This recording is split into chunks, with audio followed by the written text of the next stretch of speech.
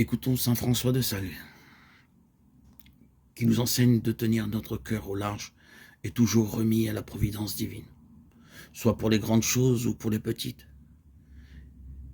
Ainsi, nous pourrons procurer de plus en plus dans notre cœur l'esprit de douceur et de tranquillité. Il nous faut exercer les vertus, franchement, avec liberté. L'esprit de contrainte et de mélancolie que veut nous insuffler, nous infuser le diable, n'est pas de Dieu. Il n'est pas là pour nous faire avancer. Il nous faut donc un cœur large et grand au chemin de notre Seigneur.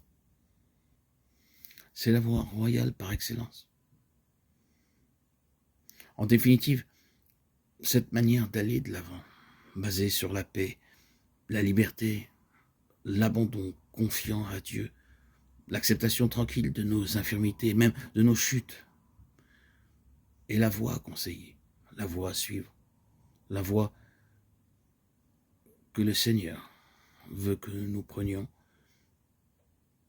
par son Esprit Saint qui réside en nos cœurs.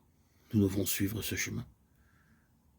Vous me direz, pourquoi est-elle plus juste que cette recherche de la volonté de Dieu qui se fait dans la préoccupation, le scrupule, le désir tendu et inquiet de perfection? Parce que la seule véritable perfection est celle de l'amour.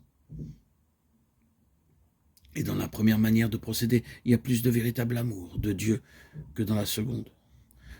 Sœur Faustine disait, quand je ne sais pas quoi dire, j'interroge l'amour. C'est lui qui conseille le mieux. Le Seigneur nous appelle à la perfection. Soyez parfaits comme votre Père du ciel est parfait.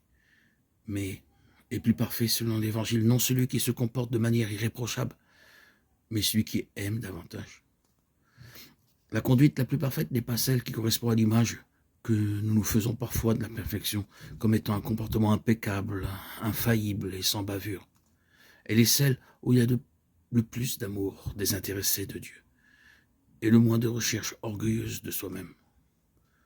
Celui qui accepte d'être faible, petit, de tomber souvent, de n'être rien à ses propres yeux, ni à ceux des autres, mais sans s'en préoccuper excessivement, car il est animé d'une grande confiance en Dieu, et sait que son amour est infiniment plus important et pèse bien plus que ses propres imperfections et fautes. Celui-là aime davantage que celui qui pousse la préoccupation de sa propre perfection, jusqu'à l'inquiétude. Heureux les pauvres en esprit, car le royaume des cieux leur appartient. Heureux ceux qui, éclairés par l'Esprit Saint, ont appris à ne plus faire de leur pauvreté un drame, mais à l'accepter joyeusement, car ils mettent toute leur espérance non pas en eux-mêmes, mais en Dieu.